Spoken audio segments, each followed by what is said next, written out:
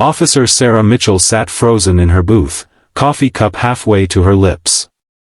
The words she'd just overheard from the waiter to her mother sent an unexpected warmth spreading through her chest.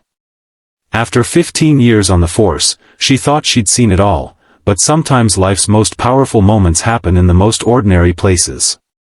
If you're touched by what you're about to witness, please consider hitting that like button and subscribing to our channel for more stories that remind us of the unexpected connections that change lives forever. Sarah hadn't planned on bringing her mother to this diner. In fact, she hadn't planned on much of anything lately except surviving each shift. The weight of her badge had grown heavier with each passing year, and the city's problems seemed to multiply faster than she could address them. But today, something would happen that would remind her why small moments of human connection matter more than we realize. The diner had become Sarah's regular spot after late shifts. It wasn't fancy, just a 24-hour place with decent coffee and a staff that didn't mind when she sat for hours, sometimes still in uniform, decompressing from whatever she'd witnessed that day. The night shift had taken its toll on her social life, and at 38, Sarah had grown accustomed to the solitude that came with her career choice. Her mother, Eleanor, was visiting from out of town. At 72, Eleanor still maintained the sharp wit and warm smile that had guided Sarah through her childhood. Though they spoke weekly by phone, it had been nearly 8 months since they'd seen each other in person. Eleanor had insisted on joining Sarah for her post-shift ritual, curious about this diner her daughter mentioned so often. "You look tired, sweetheart," Eleanor said, reaching across the table to pat Sarah's hand. "Are you sleeping enough?" Sarah smiled weakly. "As much as any cop can, Mom. The city doesn't sleep, so sometimes neither do I." Eleanor's eyes softened with concern. "You've always carried the weight of the world on your shoulders. Even as a little girl." Their conversation paused as their waiter approached. Sarah had seen him before, tall, with kind eyes that crinkled at the corners when he smiled. His name tag read Michael. He moved with efficiency but never seemed rushed, always taking a moment to check in with his customers beyond the standard pleasantries. "Good morning, ladies," Michael said, coffee pot in hand. "Refill for the officer?" Sarah nodded, sliding her mug toward him. "Thanks, Michael." "And for you, ma'am?" he asked Eleanor. "I'm fine with my tea, thank you," Eleanor replied. "But I must say, this blueberry muffin is delicious." Michael's face brightened. "My daughter helped make those yesterday. She's 7 and insists on being my kitchen assistant on weekends." "You have a little baker?" Eleanor exclaimed. "How wonderful. My Sarah used to help me in the kitchen too, though she was more interested in the eating than the baking." Sarah felt her cheeks warm.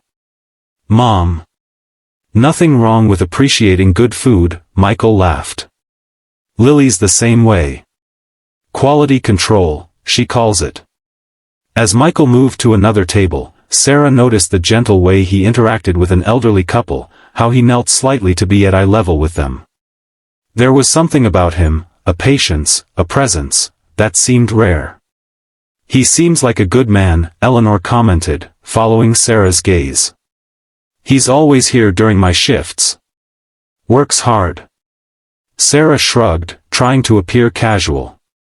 "Seems to know everyone's orders before they even sit down."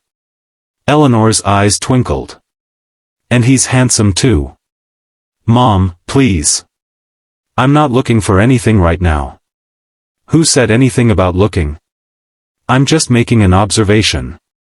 Sarah rolled her eyes but couldn't help smiling. Her mother had always been gently persistent about Sarah's love life, or lack thereof.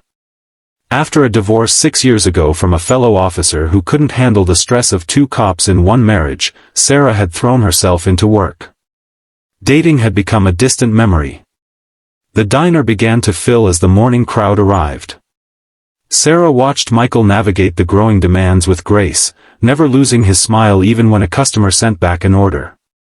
There was something soothing about witnessing someone excel at their job, however humble it might seem to others. As they finished their meal, Eleanor excused herself to use the restroom. Sarah sat back, enjoying the final sips of her coffee and the rare moment of peace. That's when she overheard it, Michael speaking to someone on the phone near the service station, his voice low but clear enough to carry to her booth. "Yes, I'll be there by 3. The school nurse said her fever's down, but I want to pick her up early anyway." A pause. "I know, Mom. I appreciate you watching her this morning. These breakfast shifts help with the bills, but it's hard being away from her when she's sick." Sarah found herself listening more intently, though she tried to appear casual. "No, don't worry about dinner. I'll handle it." Another pause. "You've done enough already. You know how it is, single dad life isn't easy, but we're making it work." He laughed softly. "Lily said the funniest thing yesterday. She told her teacher she wants to be a breakfast specialist like her dad when she grows up." Sarah couldn't help but smile at that. She watched as Michael ended his call and immediately returned to work, checking on tables with the same attentiveness as before, despite whatever personal concerns weighed on him. When Eleanor returned, Michael was approaching their table with the check. "Was everything all right for you ladies today?" he asked. "Wonderful," Eleanor replied. "You know, my daughter comes here often after her shifts." "I know," Michael said with a warm smile. "Officer Mitchell is one of our regulars. Always polite, even after what I imagine are some pretty rough nights."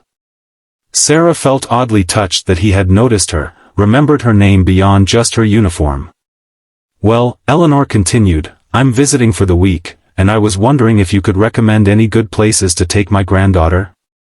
Sarah's niece is coming to stay with us for a few days." Sarah blinked in confusion. She had no niece, and her mother knew that. Michael's face lit up. "Oh, there's a great children's museum downtown that my daughter loves. They have a new dinosaur exhibit that's pretty amazing. And there's a park about 10 minutes from here with the best playground equipment I've seen in the city." "How old is your daughter?" Eleanor asked innocently. "Lily's 7. Going on 17, if you ask her," Michael laughed. "That's a wonderful age. So curious about everything," Eleanor said. "Do you and your wife take her to these places often?" Sarah wanted to sink into the booth. What was her mother doing? Michael's smile remained, though something flickered briefly in his eyes. "It's just me and Lily, actually. Her mom isn't in the picture. But we do all right, the two of us." "I'm sure you do," Eleanor said warmly. "It takes a special kind of strength to raise a child on your own." "Some days are harder than others," Michael admitted. "But Lily makes it all worthwhile." As Michael walked away to help another customer, Eleanor turned to Sarah with a satisfied expression. "Mom," Sarah hissed. "What was that about?" "I don't have a niece." "I know that, dear. I was just making conversation." "You were prying." "I was being friendly."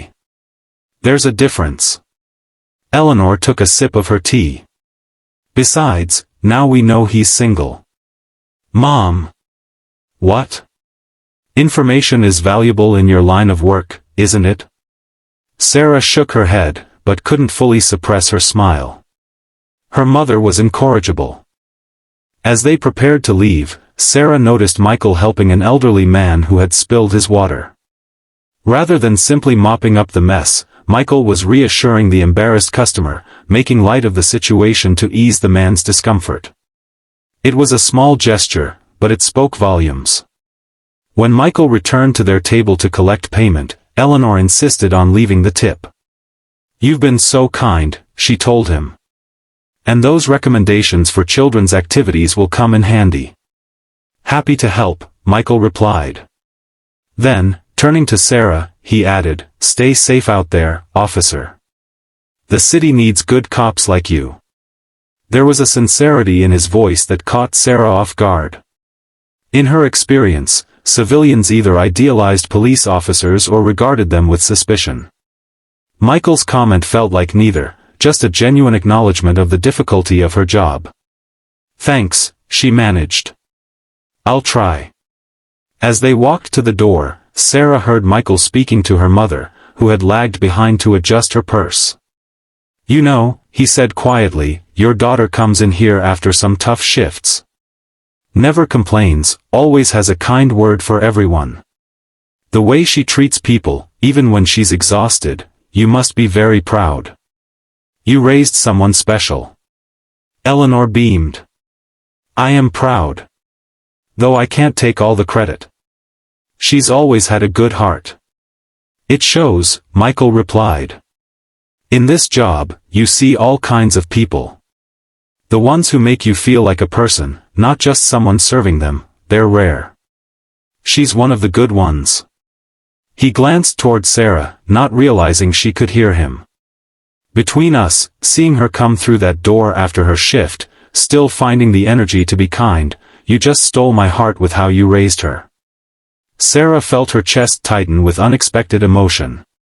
She pretended to be looking at her phone when her mother rejoined her, but Eleanor's knowing smile suggested she wasn't fooled. "Ready to go, dear?" Eleanor asked innocently.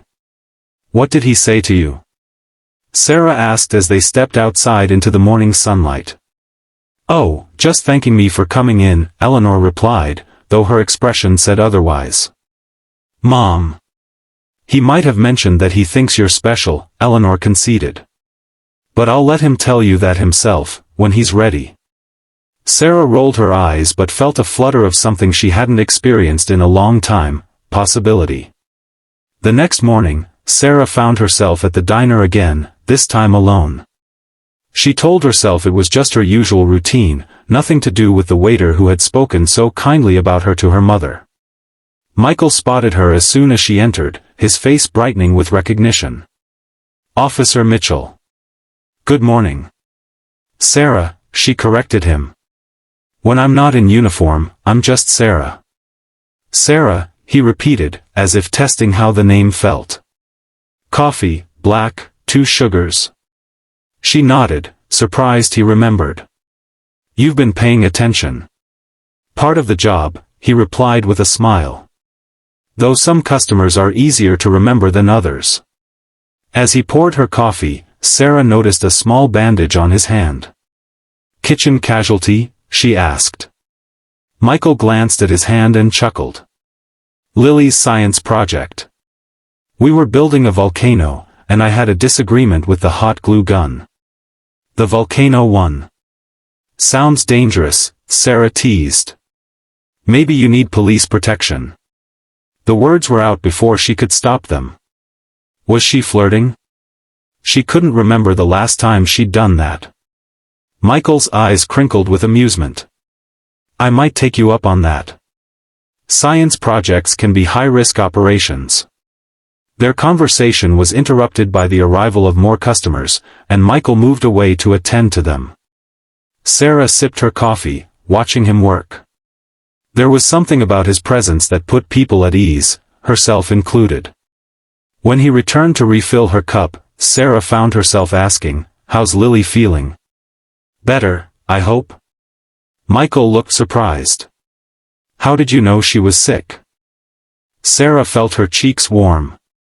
"I overheard you on the phone yesterday." "Sorry, occupational hazard, cops notice things." Rather than seeming bothered, Michael appeared touched by her concern. "She's much better, thanks." Back to her usual energetic self. "Actually." He hesitated, then continued, "She's been asking about police officers lately. Ever since she saw one visit her school. Wants to know if they all have real handcuffs and if the police dogs live at the station." Sarah laughed. "Important questions." "Very serious inquiries," Michael agreed. "I told her I know a real police officer who might be able to answer her questions someday." The invitation was subtle but clear. Sarah felt a flutter of nervousness mixed with anticipation. "I'd be happy to meet your junior detective," she said. "Maybe answer some of those burning questions." Michael's smile widened.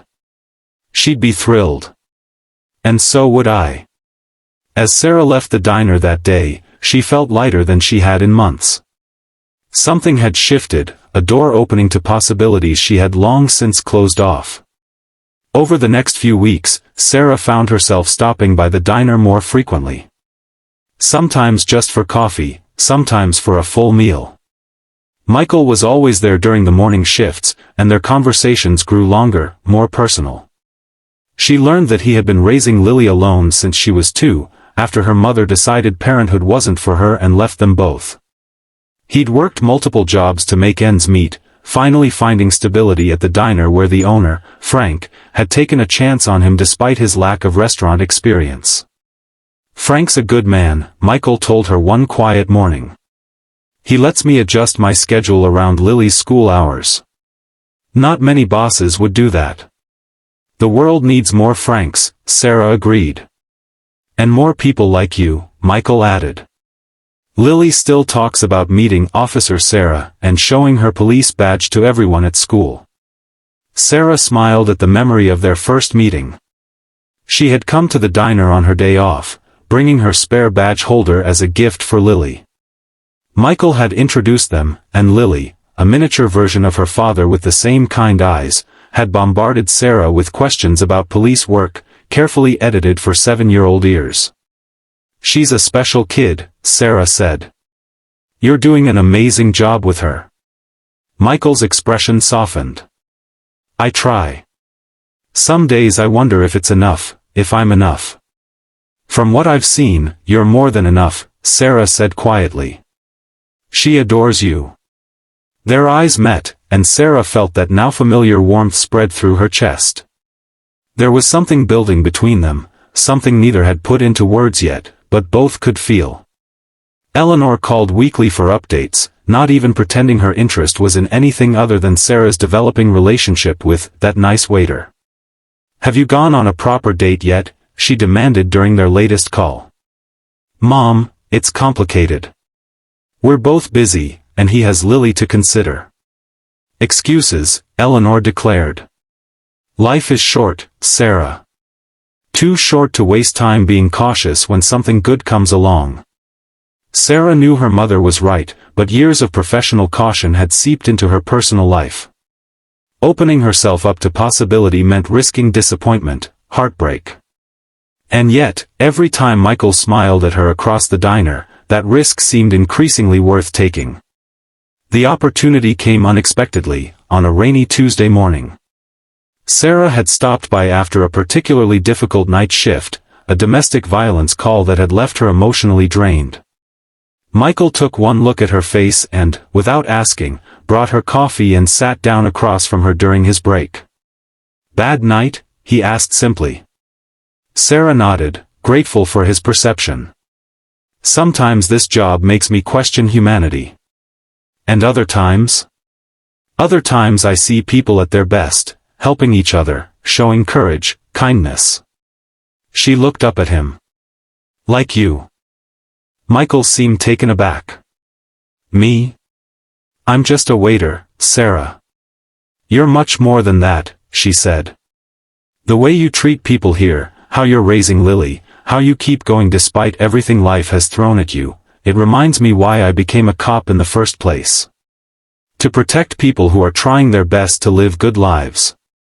Michael was quiet for a moment, his eyes searching hers.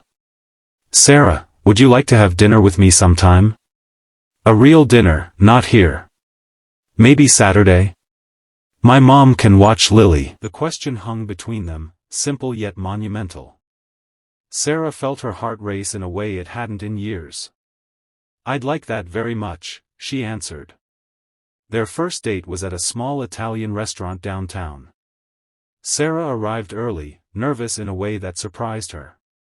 She had faced armed suspects with less anxiety than she felt waiting for Michael to arrive.